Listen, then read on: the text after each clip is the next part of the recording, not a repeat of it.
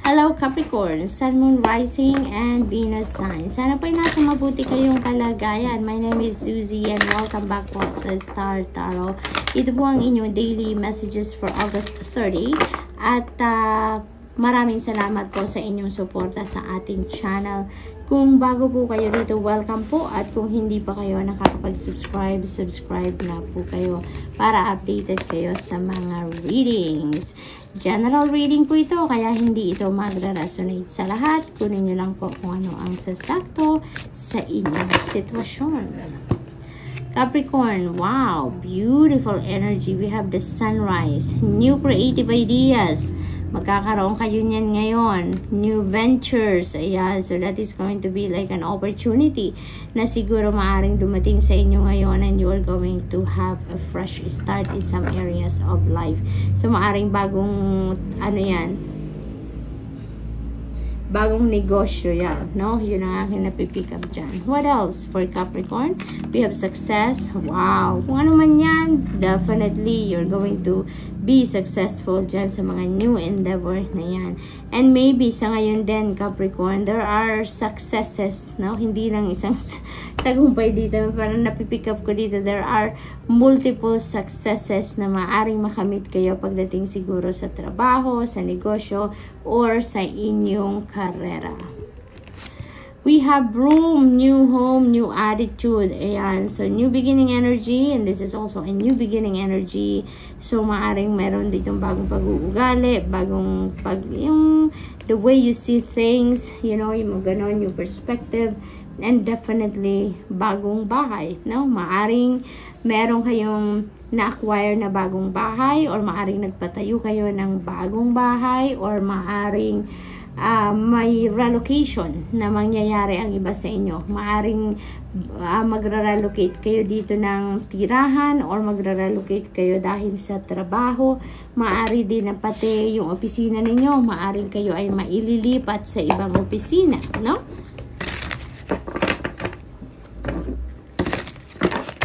Hala. Pasensya na po.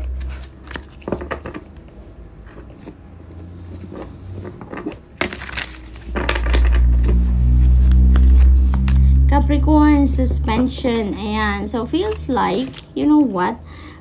Parang ano, the wait is over. Yun. Kasi parang nasa stagnant energy kayo for quite some time. Maaring may hinihintay kayo na gusto ninyong mangyari or umusad kasi maaring na pending. No? Maaring may sinimula na kayo ditong endeavor and na pending, na hinto for some reason. And now you are waiting for that to progress again. Pero maaaring nagkaroon kayo dito ng bagong perspective. Nagkaroon kayo dito ng epiphanies, new inspiration, new ideas, no?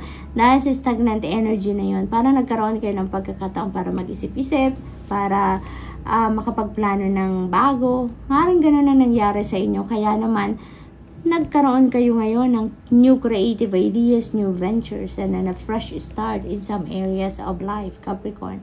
No? Feels like kung ano man yung sinimulan ninyo dito, na hinto, tapos nagkaroon kayo ng panibagong plano, no? At yun na ang sisimulan ninyo, no? So, parang, yung parang the wait is over. It's because you've been waiting for something dito na umusad muli.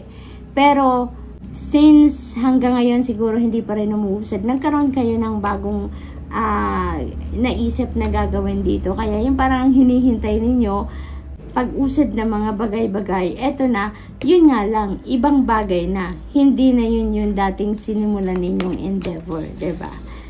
We have 6 of challenges. Ayan. So, this is 6 of swords, no?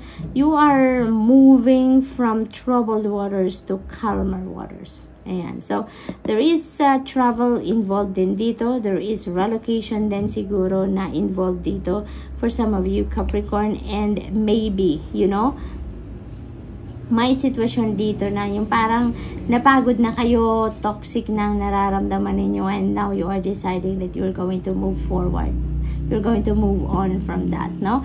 Maaari din na related dito doon sa endeavor na ginawa na ninyo, na nahinto, 'di ba? Na hindi nyo alam kung kailan muling uusad ang yon, yon na bagay na yon. Kaya you are deciding now to start fresh, no? Sa ibang sitwasyon na, no? Ibang sitwasyon na, iba ng idea, ibang plano na. So, ngayon, 'di ba, kakahintay ninyo ng matagal kung ano-ano nang nangyari. Pero aalis na kayo doon kasi maaring na-stress na kayo doon, na toxic na ang pakiramdam ninyo. So ngayon, mas papunta na kayo sa mas magandang sitwasyon. It's because you are starting fresh. Now you're starting fresh. You are welcoming newness and freshness, kung baga dito sa buhay ninyo, no? Ayaw nyo nang mag-hang on doon sa kung ano man ang dati ninyong ginagawa. We have 5 of challenges. Ayan, maaaring nagkaroon kayo dito ng internal conflict, no?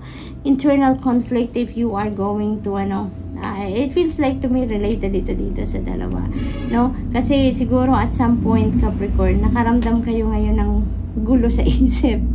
Alam mo yun, yung parang at some point nalito kayo. Are you still going to wait doon sa hinihintay ninyo talaga? Or sisimulan nyo na agad-agad itong naiisip ninyong bagong plano, 'di ba? So maaring at some point nagkaroon kayo dito ng pagtatalo ang isip at ang puso ninyo, no?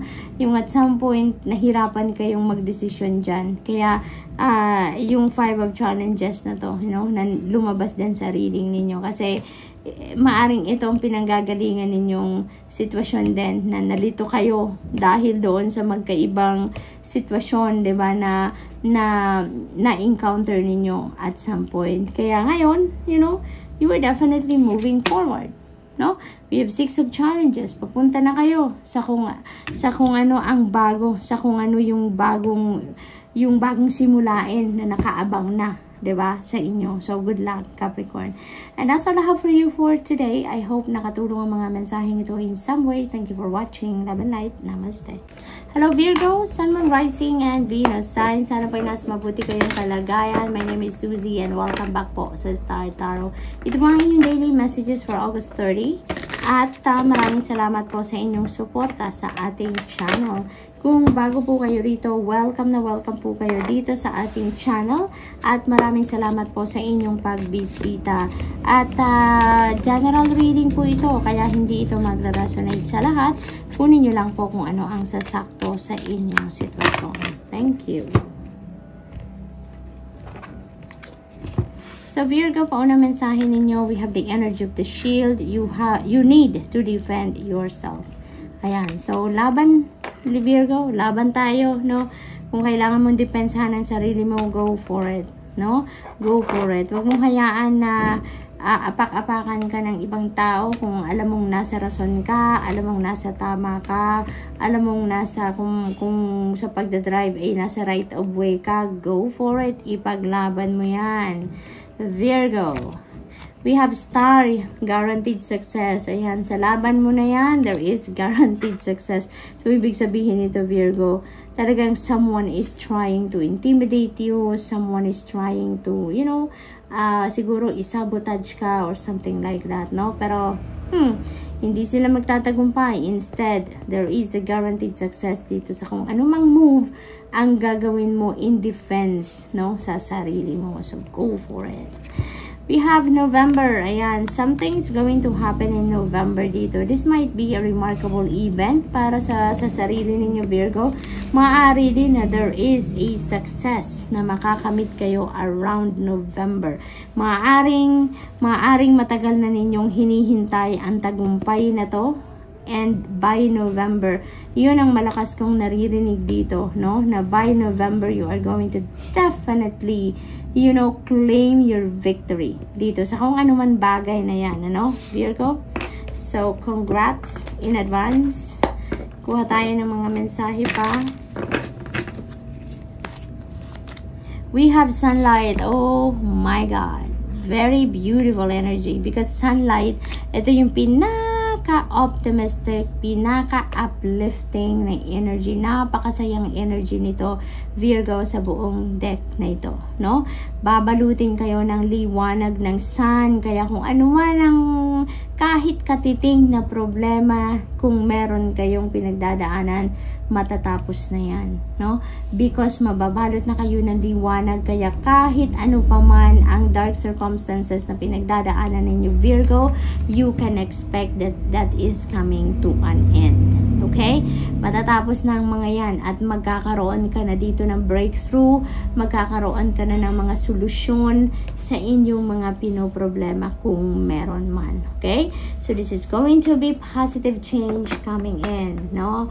Positive change coming in. Lahat ng magagandang bagay na maaring mangyari ay maaring mangyari na sa ngayon. You will be happy, you will be joyful, you will be feeling ecstatic, excited, yung mga ganon. This is also about vitality, energy, financial success, material success.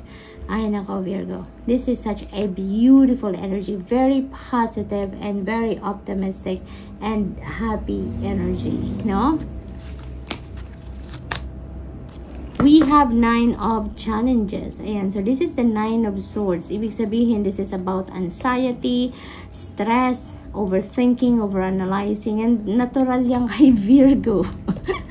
You know, Virgo, no offense, pero talagang merong mga Virgo na talagang napakahilig mag-overthink, mag-overanalyze, diba? Kaya naman, you know, that is causing you some kind of stress ngayon, Virgo. Maaring meron kayong ino-overthink na sitwasyon, ina-anticipate na maaring maging problema, diba? But that is not necessary, okay? Alisin natin yan, tanggalin na natin sa isip natin ang pag-overthink, pag-overanalyze, at pag-focus sa problema itself. But rather than focusing on that, baliktarin natin ang sitwasyon. Doon tayo mag-focus sa kung anong pwede nating gawin para masolusyonan natin ang mga problema. Okay? Kasi matatanggal na to, maaalis na to, magkakaroon ka na ng solusyon because the sunlight energy is here. Kaya anuhin natin, i-attract natin ang energy na to by removing all the negativity sa isip natin at sa puso natin, no? Let's transmute these negative thoughts, feelings, and emotions into positivity so that we can attract all the good things in life, so that we can attract this sunlight energy sa buhay natin, so that mabago na, magkaroon na ng bagong bihis, ika nga, ang buhay natin. And that is just all about success, diba? We have 6 of challenges. This is 6 of swords energy, Virgo. So you are walking away from this, no? Ano mo na to? Ang tawag dito, you're going to break free, no? Break away from this energy. Kasi si 6 of challenges, this is moving from troubled waters into calmer waters. Kaya, parang ano to, papunta, no? Itong sitwasyon ninyo, 9 of challenges, na mga problema, na stress, nagkakaroon ng anxiety, you know? And you are moving from that. Diba? Ito naghihintay sa inyo. Ito yung babalot sa inyo, and you would be able to bring this situation into, yung parang matutunaw na siya, madi-dissolve na siya, and you would be able to let go, no? Let go of those negativity na nasa energy field ninyo, na nasa isip ninyo, nasa damdamin ninyo. Mababalot kayo ng liwanag, ni sunlight, and only positive things, experiences, no, ang mararamdaman na ninyo, no? So you are going to move on from this situation.